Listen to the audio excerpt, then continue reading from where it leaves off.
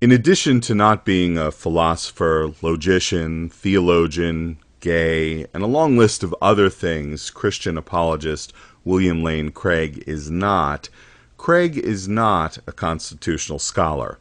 In the July 5th, 2010 edition of Dr. Craig's Current Events audio blog, Craig talks about the Supreme Court's recent decision in Christian Legal Society v. Martinez. I did a video on this decision, link in the description box below. Craig serves up a harangue brimming with alarmist and inaccurate claims about how the CLS decision significantly sets back the freedom of assembly, freedom of speech, and freedom of religious expression in this country. Of course, the decision does none of this, quite the opposite, actually. As is often the case, Craig combines ignorance and a penchant for propaganda here.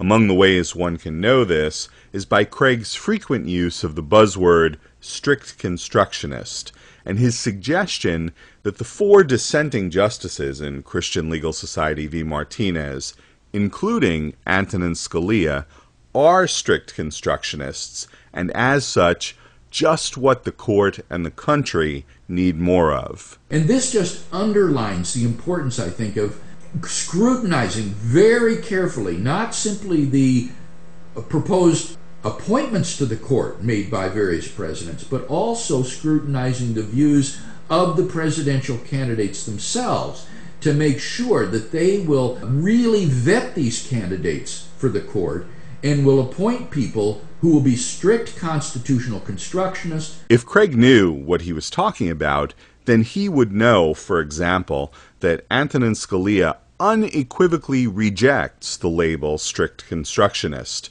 In a 1995 lecture delivered at Princeton University, Scalia said, quote, "I am not a strict constructionist, and no one ought to be."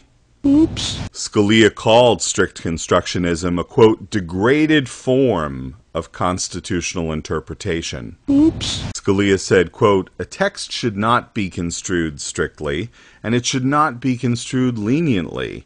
It should be construed reasonably to contain all that it fairly means." Oops. Constitutional scholars know, as Craig does not, that the term strict constructionism is more political than jurisprudential. As constitutional scholar Cass Sunstein of the University of Chicago says, quote, "Strict constructionism promises a general theory of interpretation, and it isn't able to fulfill that promise." Constitutional scholar Lawrence Solom of the University of Illinois says, quote, "Strict constructionism isn't particularly descriptive, and most serious constitutional theorists avoid using the phrase." What sort of people do not avoid using the term strict constructionist?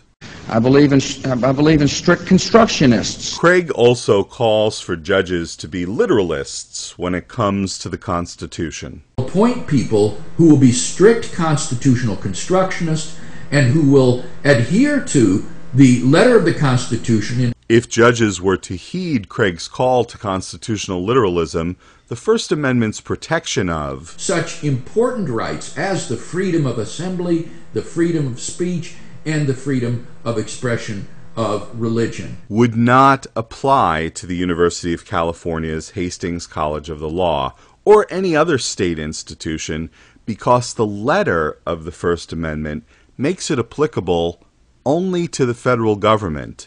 The state of California or the public law school could ban Christian Legal Society or even Christianity itself if Craig's constitutional literalism obtained.